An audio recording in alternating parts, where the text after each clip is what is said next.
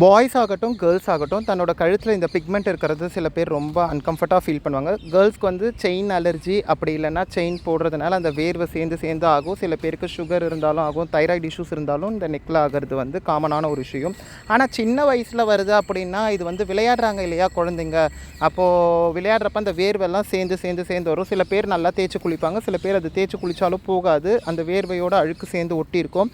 அதை க்யூர் பண்ணுறதுக்கான ப்ராசஸ் தான் இது. ப்ளஸ் அவருக்கு வந்து டீடானிங் ஃபேஷியல் பண்ணிகிட்ருக்கேன். அண்டு நான் யூஸ் பண்ணுற டீடான் வந்து பார்த்திங்கன்னா லாவெண்டர் டீடான். ஸோ இந்த லாவெண்டர் டீடான் வந்து ரொம்ப எஃபெக்டிவாக இருக்கும். அண்ட் இந்த டீடானிங் ப்ராசஸ் வந்து டோட்டலாகவே டிஃப்ரெண்ட்டாக இருக்கும் நம்ம நார்மலாக கிளினிக்கில் பண்ணுறதை விட. இந்த மாதிரியான ப்ராசஸ் பண்ணுறப்போ ஸ்கின்னில் இருக்கிற டேன் போகும்.